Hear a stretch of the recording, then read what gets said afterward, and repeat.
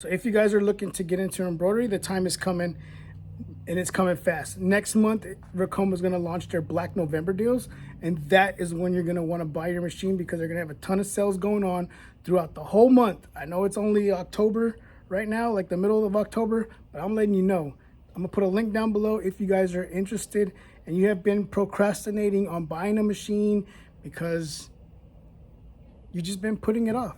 Don't do it. Right now is the time to do it, right? What's up, everybody? Joe here from Hard Nose Printing, and what I'm gonna do in this video is I want to show you, the other day I was doing embroidery and I noticed when I was cleaning it up that the text went from here, it went down, and then everything else after that was perfectly straight. But from here to here, it did transition over to where it went lower. I'm gonna show you what to look for and how to fix it so that you guys, if you see this happen, you will know exactly how to fix it. And let's go to the first thing that might happen whenever it comes to this. The first thing that could be the issue is if you're using these standard hoops that come with your machine and you are not properly hooping the garment into the hoop and having this super tight drum, whatever they call it, right? Whenever you go to hoop it, if something is wrong with this, if it's loose a little bit, whenever you hoop it, say you hoop it and it's like this is going to move around, and that's going to be a really big reason why your image is not coming out right. So you always want to make sure that whenever you're hooping a t-shirt or whatever you're hooping, I don't use these, but you always want to make sure that you get it to where it's nice and secure. You want to make sure that this is as tight as you can get it, because the last thing you want to do is start to embroider and then the shirt or whatever you're doing comes off. So this one's pretty good, but if you look, it's still loose. So then you have to go in here, start pulling on it. Then you could misalign the t-shirt when you do that, or whatever you're doing, right? You couldn't go and misalign it by pulling the garment. That's going to cause puckering, whatever you're doing, right? So I don't use these hoops at all. I learned very early to get mighty hoops. Mighty hoops are the best way to go whenever you're doing any type of embroidery. You guys can see how super easy it is to come in here, hoop it, and it's going to be super tight. So if you're using the mighty hoops, you should never have that issue when it comes to that. Number one thing I could tell you when it comes to doing embroidery is you're going to have to invest in yourself when it comes to do this, right? Because this is your bread and butter. This is what you're doing. You can see I got a 1501.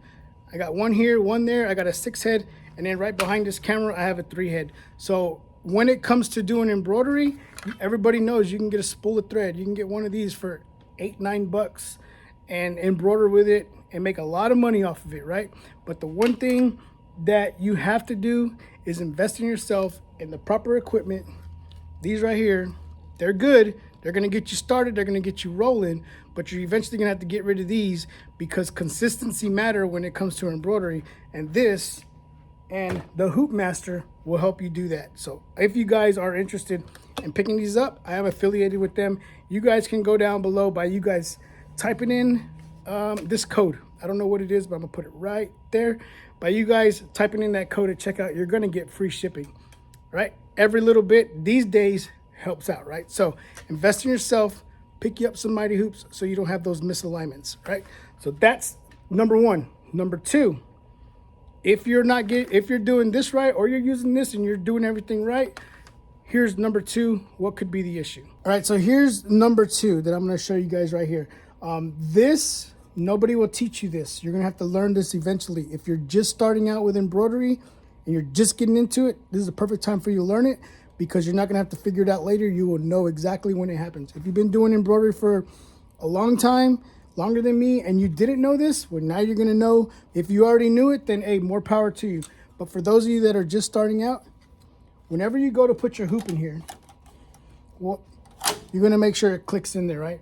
But what can happen over time is whenever you're doing hundreds and thousands of jobs over and over and over, doing this over and over and over again could cause your brackets to misalign.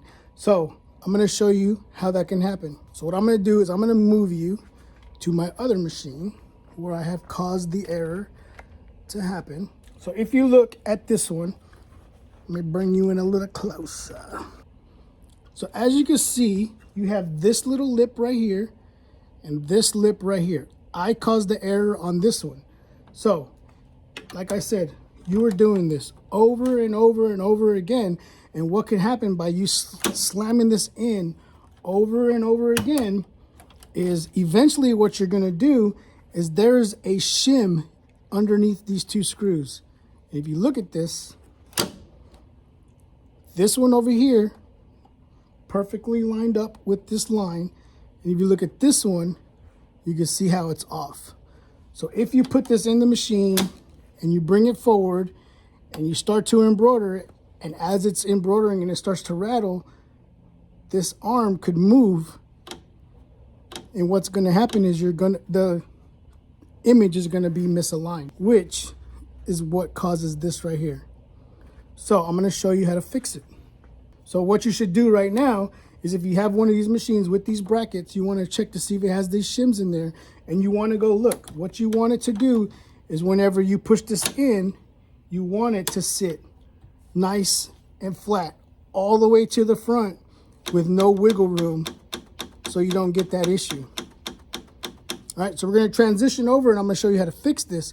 But if you want to go grab yours and make sure yours are good, go do that right now. All right, so hopefully everything was good with yours and you don't have no issues, so you don't have to worry about this part. But if you were having the issue, I'm going to show you how to fix it. Here's what I was talking about. You see these two screws right here, and you see this shim underneath it, right? So what I like to do is if I'm having that issue, I will take this, slide it in there. See my gap? What I'm going to do now is take a Phillips screwdriver, and I'm going to loosen up these screws. Loosen them up a little bit, don't take them all the way out. And then the next thing I want to do is I'm going to take this shim and I'm just going to bang it forward until I get my hoop to sit all the way to the front with no wiggle room. All you're going to do is take your screwdriver again and you're going to crank them down. Tighten them up. We got that one tight and we got that one tight. This is the bracket that was misaligned whenever we did that. Now you're going to see whenever I put this in here, it falls right into place. There's no wiggling or anything like that. If you are still getting a noise where it's loose, you can always do it right here in the machine. Loosen that one, loosen that one. Just move your needles over. Press needle number 1. It'll move over, give you plenty of room to come in here. Then you could push this forward, slide that shim in, and tighten it down.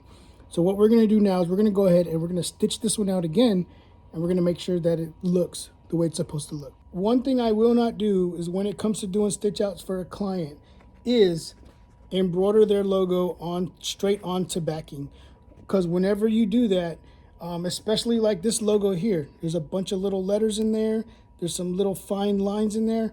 What's going to happen is that embroidery is going to sink into the fabric, into the backing, and you're not going to get the same result as doing it on actual fabric like this right here. So last thing you want to do is do it on some backing and a customer doesn't like it because it's not the actual image, right? Because it's not on fabric, and you could lose a client. If you look at this fabric, looks exactly how it's going to look on their scrubs. Same thing, especially for schools.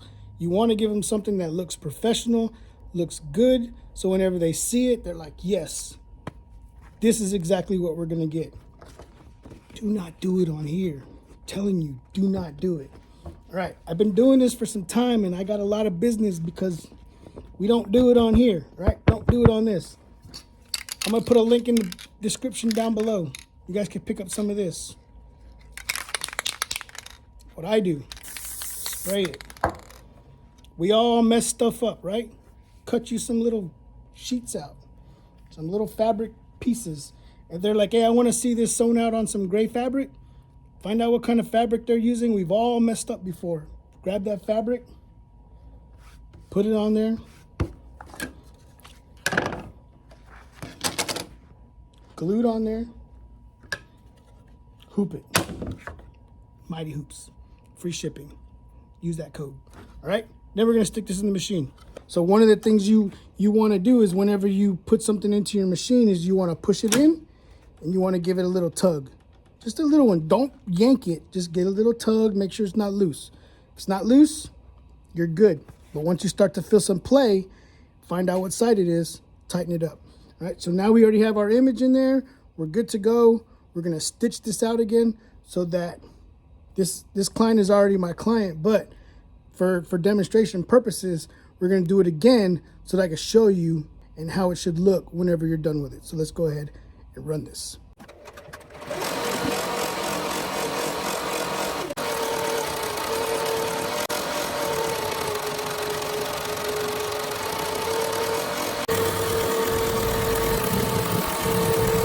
So that is it. Let's go ahead and take this, get it cleaned up, get it cut out, and I'm gonna show you what I do with it. So once we're done with it, we'll go ahead and take it out.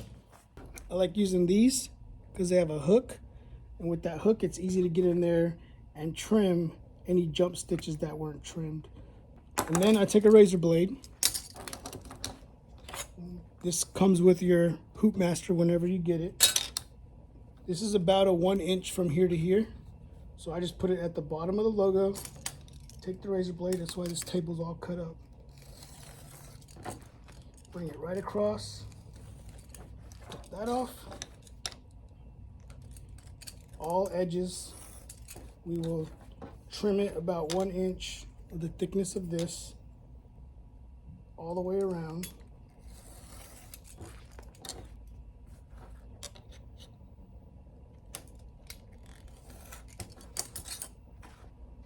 Take your lighter again, just in case any pieces frayed out. And you'll have this nice, beautiful swatch to send to your client. I like using the ruler because it gives me a nice straight edge. You can use scissors if you want, but I've done it before where I'll use a scissors real quick just to trim it up, and then they tell me that it looks crooked.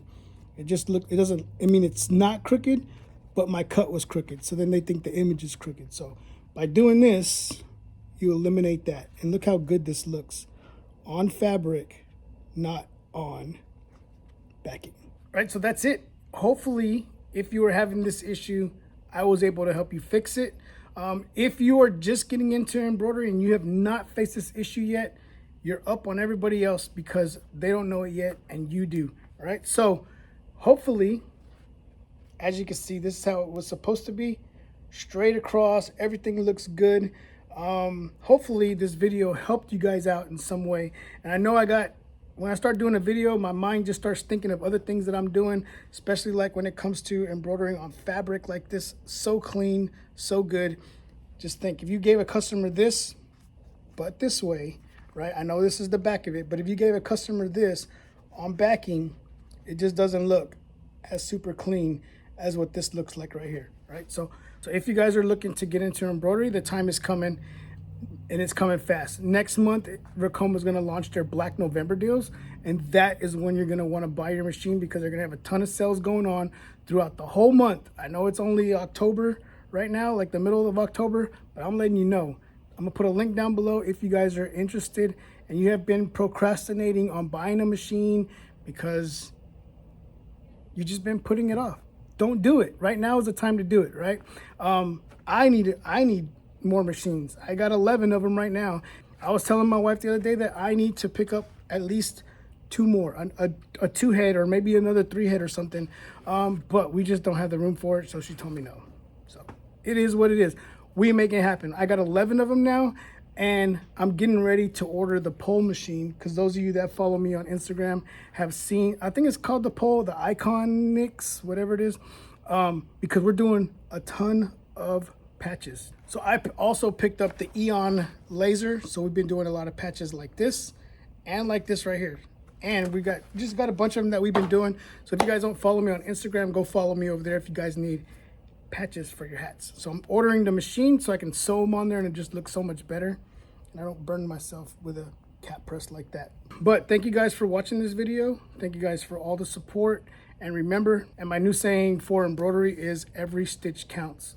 You guys know when it comes to embroidery, as soon as that underlay is laying down, you have to pay attention to make sure that it's laying down the right way, meaning every stitch counts when it comes to embroidery, right? So thank you guys for watching this video. Thank you guys for all the support, whether it's here on YouTube or on Instagram.